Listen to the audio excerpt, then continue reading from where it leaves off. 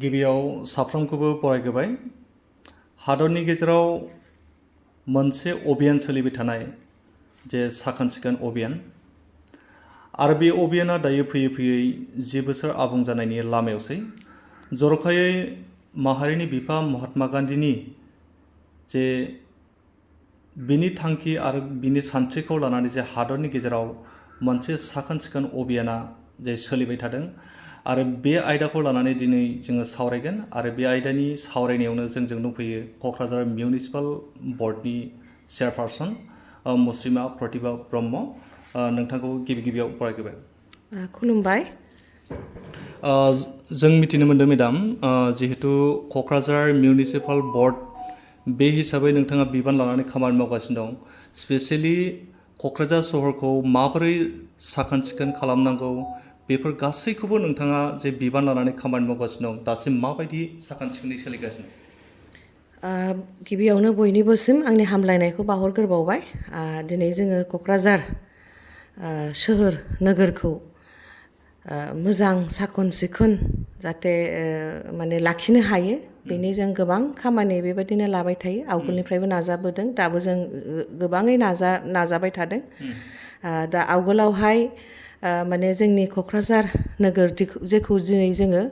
गोजोननि नोगोर होननानै जेरावबो सिनायथिखौ मोनदों दा बाहाय जोङो गोजोनखौ माला लाबोनो हागोन गोजोना सारि बिथिङैहाय फैनांगोन जोङो जोंनि नोगोरखौबो माने साखोन सिखोन लाखिनो रोंनांगोन आरो जोंनि बाहाय जेसेबां सुबुं अनजिमा थानाय दङ बिथांमोननि साखोन सिखोन थायोबासो नोगोरा माने साइस्थ' बिथिं बा जोंनि हेल्थआबो मोजां थागोन बे एवेयारनेसखौ लानानैनो जोङो गोबां खामानि बायदि मावगासिनो दङ जोंनि क'क्राझार नोगोर हिसाबै इउनिक माखासे दस्रा नोगोराव नुयि बा बेफोरखिनि जोङो माने खामानिखौबो जोङो मावगासिनो दङ जोंनाव माने डर टु डर कालेक्शन बेखौ जोङो खालामो न' थांनानै जोंना SLRM होननाय मोनसे प्राइभेट पार्टि दङ जे क'क्राझार मिउनिसिपाल बर्डनि जोंनो लोब्बा लानानै मावो आरो बाहाय जोङो थांनानै डर टु डर कालेक्शन खालामनायावहाय बिथांमोनखौ काउन्सिलिं होनो थाखाय जोंनाव NGO माखासेयाबो लोब्बा लाखिनानै खामानि मावगासिनो दं सृष्टि इन्दरनिफ्राय आरो नेरसोन जोंनि बड'लेण्डनिफ्रायनो बिथांमोनहा सुपारभाइजारजों लोगोसे न' थांनानै माने जोंनि जेसेबांखिनि दाखोर दिनैनि दिनावहाय दाखोराबो जे रिसर्सेस जायो दाखोरनिफ्रायबो जे जों रिभिनिउ खांनो हायो बेखौबो जों एवेयारनेस होयो न'आवहाय मारैहाय कम्पस्ट खालामनानै जोङो बेखौ हासार बानायनानै न'आवहायनो बेबहार खालामनो हायो बेनि खामानिखौबो मावनाय जायो दा आरो लोगोसे सेल्फ हेल्प ग्रुप गोबां जोंना बाहाय आइजो बिथांमोनहा दिनै क्लिनिं आरो सुइपिंआवहाय लोब्बा लानानै मावगासिनो दङ जोङो डिगनिटि अफ लेबार वार्क कालचारखौबो जोङो माने गोबां नोजोर बोनानै खुनु खामानियानो जुदि समाजनि मोजां जायोबा बे जिखुनु खामानि जे समाजनि थाखाय मोजां जायो बे खामानिया जोंनि गोसोआवबो माने गोजोननायखौ लाबोयो आरो जोंहा डिगनिटि अफ लेबार बेनि कालचारखौ जोङो मारैहाय जोंनि गेजेरावनो माने बेखौ बांसिन जोङो माने फोसावनो हायो बेखौबो जोङो नायदों आरो जोंहा गोबां खामानि बेबायदि मावबावनांगौ दङ जोङो माने गुरैयै खावलायो मानगोनां जोंनि क'क्राझार नोगोरनि बा जाय क'क्राझार नोगोरा जिहेतु जोंनि BTRनि हेडक्वार्टार बड'लेण्डनि हेडक्वार्टार हिसाबै गोबां बाहाय अफिस बा माखासे बेरायनो फैनाय बा ट्रेनिं बा बायदि माने हाबाफारिनि थाखाय बाहाय फैनाय जायो बिथांमोननिसिमबो जों गुरैयै खावलायो जाहाथे नैबे जोंनि क'क्राझार माने नोगोरखौ साखोन सिखोन लाखिनायावहाय जाहाथे जोंखौ मदद होयो आरो जोंनि थागिबि बिथांमोनहा दिनै ड्रेन बा केनेल बेफोरावहाय जोङो गोबां साफा खालामबाबो दाखोरफोरखौ गारनाय नुयो बा लामा सामायाव जोङो दाखोरफोरखौ गारनाय नुयो बेखौ जों गुरैयै खावलायो जाहाथे माने जोंखौ मदद होयो बाहाय जोंनि साफाय कर्मचारि बिथांमोनहा जोबोद खस्थ' खालामनानै बेफोर खामानिखौ मावनानै माने साखोन सिखोन लाखिनायावहाय माने बिथांमोन माने जोंनि जेसेबां क'क्राझारनि रेसपेक्टेड सिटिजेन्स बिथांमोनखौ मदद होयो दा जाहाथे बिथांमोनहाबो माने डोर टू डोर कालेक्शननि सुबिदाखौ लायो आरो दा जोङो जोंनो स्वच्छता ही सेवानि मोनसे मिशन हिसाबै दा जोङो कमार्शियल जायगाफ्रावबो जेरै हटेलफ्रावबो माखासे लानाय दङ खिन्थु गोबां बेबायदि दङ जाय लायाखै दा जोङो दखानबो जोङो बाल्थिं जेरावहाय गोरान दाखोर आरो गिसि दाखोर बेखौ जाहाथे मानसिफ्रा सिनायनानैहाय माबायदि आलदा खालामनानै दोनो जाहाथे बेखौ जोङो मोजाङैनो उनावहाय रिसोर्सेस हिसाबै बाहायहैनो हायो आरोखि दा बेखौ जोङो राननो लादों आरोखि आरो गोबां बिदिनो खामानिखौ जोङो लागासिनो दं बिफां गायनाय बा हाबा बारफोरखौ साफा खालामनाय आरो लेगेसि वेस्टखौ जोङो थाबैनो बोखारनो थाखाय मावदों FSTP जोङो गायसननाय जाबाय जाहाथे जोंनि माने जे टेंकिनिफ्राय सेसपुलनिफ्राय जाहाथे जों माने जानला मोनला जायगायाव गारा लाबानो जोंहा नैबे फारौगुरायाव मोनसे FSTP जों मोजां बेखौ बेखेवनो हाबाय बड'लेण्डआव बेनो गिबि खेब बेखेवनाय जादों जे गाहाय मन्थ्रि नरेन्द्र मदि बिथाङा थांनाय 2014 मायथाइयाव दुलाराय हादरनि नोगोरारिफोरनो मोनसे बाथ्राखौ जे फोसावना होदोंमोन जे हादर नाङैनो मोनसे साखोन सिखोन अभियाना सोलिबाय थागोन दिनै बे अभियाना फैयै फैयै 10 बोसोराव आगान होबाय दिनै बे अभियाननि नोंथाङाबो सासे क'क्राझार मिउनिसिपाल बर्डनि चेयारपारसन जानानै बा सहरनि दायित्व लानानै जे खामानि मावगासिनो दं दिनैनि समाव जिथु 10 बोसोरनि गेजेराव बेसेबांसिम बे सहरा दायो जोंगा मागा जाखो आरो मावबावनांगौ दं होननानै नोंथाङा सानो गिबियावनो माने बे खोथाखौथ' जोंहा माने जोंनि भारतनि मानगोनां माने प्राइम मिनिस्टार नरेन्द्र मदि बिथाङा गावबो होनदों माने स्वास्थ दा बा साखोन सिखोना खालि माने सा साज्रांल' जाबा जाया आरो जोङो खालि आउटसाइड जोंखौल' माने जोंगा मागा देलायहैनानै जाया जों सिंनिफ्रायनो बे स्वच्छताया फैनांगोन आरोखि आरो बे होमबासो जोङो माने बेखौ हागोन आरोखि दिनै माने बिथांमोननि नाजानायावनो बा डिरेक्सन होनायावनो जों अपेन डिफिकेसन फ्रिखौ खालामनो हानायाव जों साक्सेस जाबाय आरो दिनै जोंहा गोबां बेहाय मावबावनांगौ दङ जोंनो गोबां माने मावबावनांगौ गोनाङाव जाहैबाय जोङो पुरा जोंनि नोगोरखौनो क'क्राझार नोगोरखौनो जों माबादियैहाय गार्बेज फ्रि खालामनो हायो माने गार्बेज फ्रिया जों माला खालामनो हागोन जेला जोंनि दाखोरनि दिनैनि दिनावहाय बे बिराद माने निउ टेक्न'लजियावहाय दिनैहाय दाखोरखौ माने मेनेजमेन्टआवसो लायो आरो बे रिसोर्सेसआवसो लायो आरो जेला जोङो गासिबो जोंनि सुबुं आरो जोंनि जेसेबां सिटिजेन्स बिथांमोनखौ जोङो मोनसे एवेरनेस होनो हागोन आरोखि जे जोंबो बाहाय बयबो इनभल्भ जानांगौ इनभल्भमेन्टआ जोंहा बयहाबो नांगौ बे साखोन सिखोन लाखिनायाव होमबासो जोङो साक्सेस जानो हागोन आरो बेखौ जोङो दा मावगासिनो दङ वार्ड वाइज जोङो थाङो जों एवेरनेस होनो नाजायो गोबां माने वार्डआ दा ओरैबायदि जाबाय जोङो गार्बेज फ्रि बा बेखौ जोङो होननो हासिगौ आरोखि खिन्थु आरो दा माखासे वार्ड दङ बाहाय जोङो बारा साक्सेस जायाखै बेखौ जोङो नाजागासिनो दङ आरो दिनै जोंहा माने नैबेखौ लानानैनो जोंनि मानगोनां जोंनि आसाम आरो जोङो बिनि बे मावनायनि थाखायनो जोङो क'क्राझार नोगोर हिसाबै जोङो खननै खेबखौ जोङो एवार्डबो मोननाय जाबाय अल इन्डिया लेभेलावहाय सास्टेनेबल सिटि होननानै जोङो हानायखिनिखौ गावनि रिभिनिउजोंनो जों माबादियैहाय मोजाङै लाइभलिहुड होनानै बा जोंनि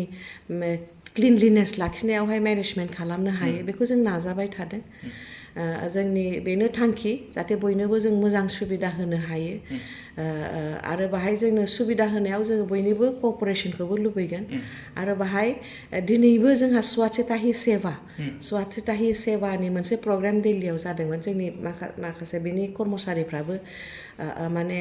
सुबिदाखौ मोनदों बा आंखौबो इनभाइट होनाय जादोंमोन खिन्थु माखासे जेंनानि थाखाय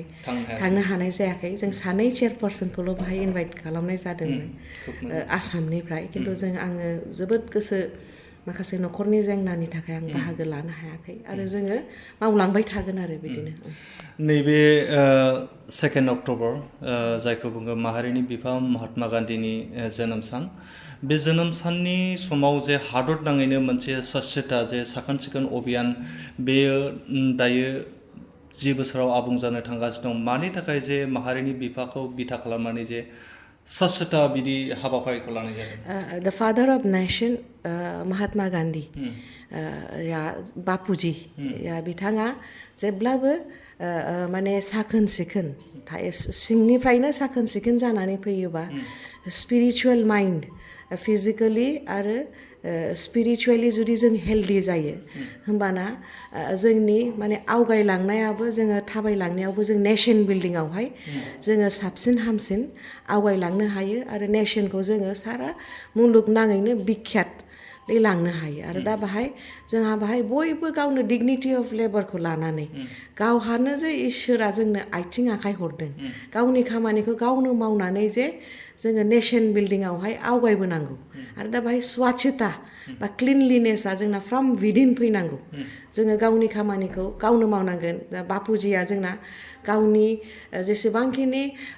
माने साफा खालामनाय क्लिनलिनेसआव टयलेटनिफ्राय लानानै क्लिनिं सुइपिंनिफ्राय लानानै बिथाङानो खालामोमोन आरो बिथाङा जाहाथे जोङो बयबो माने स्वच्छतायाव जुदि जोङो बयबो आवगायबोयो आरो बेनो जाहैबाय स्वच्छताया not only outside from within बे जोंहा बहुत सिम्बलिक मिनिं जायो आरोखि फ्रम विदिन बा जों जुदि स्पिरिचुवेल जायोबा जों माने कारापसन फ्रि जायोबा जोंनि नेशन बिल्डिंआव सब समाय जोङो माने साबसिन हामसिन खालामनो हायो आरो मुलुगनाङैनो जोङो मोनसे गोग्गानानै बे दिनै जोंहा नरेन्द्र मदि माने बिथां जोंनि प्राइम मिनिस्टारे होननानै होनबाय थादों माने फुरा प्रिथिबियावनो जोङो मोनसे गसंनो हायो बेखौ जों आवगायलांनो हायो आरो नंखायनो नैबे स्वच्छता ही सेवा है होननाया बे सेवाया मानबतानि सेवा आरो गावनि माने देशनि सेवा बे सेवाया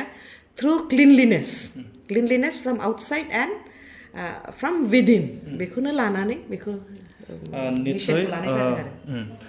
सिगांनि रुजुनाय आरो दानि रुजुनाय स्पेसियेलि 4 years बिफोर मामोन आरो आफ्टार दा मा जाखो बे क'क्राझार सहरनि जिथु थासारिया साखोन सिखोना आवगोलावहाय सुबुं अनजिमायाबो खममोन क'क्राझार हिसाबै दा जोंना माने अनजिमाया जोंना बारायलांबाय सुबुं अनजिमाया बारायलांबाय जिहेतु बिटिसिनि हेडक्वार्टार गोबां लार्निं इनस्टिटिउसन्सआ दङ बाहाय गोबां अफिसफ्रा दङ जोंनि सेक्रेटारियेट दङ दा बे हिसाबै जोंहा डिमान्डआबो बारा जाबाय क्लिनलिनेस लाखिनांगौनि डिमान्डआबो बारा जाबाय दा बे हिसाबैनो डिमान्डनि हिसाबैबो आरो जोङो जेसे हायो बे डिमान्डखौ फुलफिल खालामनो थाखाय जोङो नाजाबोबाय थादों जाहाथे जेरावबो जोङो मोजां मेनेजमेन्ट गासिबो मेनेजमेन्ट जोङो खालामलांनो हायो आरो थ्रु मेनेजमेन्ट दिनैनि दिनावहाय जोंहा मेनेजमेन्ट गैयाबा जोङो मोजाङै खालामलांनो हाया जोंनि बे क्लिनलिनेसखौबो जोङो थ्रु बेटार मेनेजमेन्ट जोङो नाजादों जोङो CSR फान्डिंनिफ्राय बा सरकारनि फान्डिंनिफ्राय जोंनि अन फान्डिंनिफ्रायबो जोङो इन ए बेटार मेनेजमेन्ट प्रसेसखौ जों लाबोदों जोंनावहाय जे दंखायो बेखौ जोङो बेटार मेनेजमेन्ट प्रसेसै जोङो क्लिनलिनेसखौ लाखिनो नाजादों दिनैहाय जायखि बाहेरनिफ्राय फैयो क'क्राझारा माने दस्रा नोगोरनिफ्राय अनेक साखोन सिखोन सिन होननानै जोङो मोनसे आइडेन्टिफिकेसनखौ मोन्दों सिनायथिखौ मोन्दों खिन्थु जोङो सानो इट्स ए बिगिनिं आरो जोंना गोबां खामानि मावबावनांगौ दङ आरो बाहाय जोङो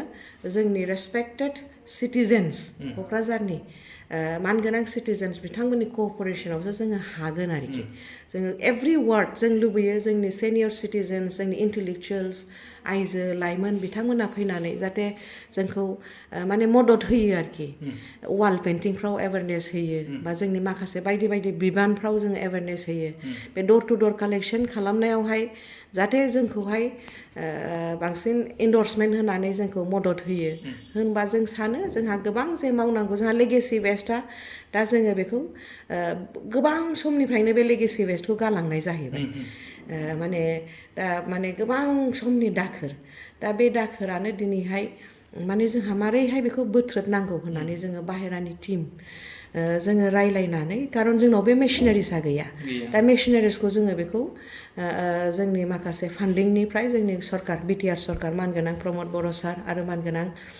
जोंनि EM बिथां विल्सन हासदानि मददावहाय जोङो नैबे माखासे लेगेसि वेस्ट बेखौ बोस्रांनायनि खामानिया जोंनाव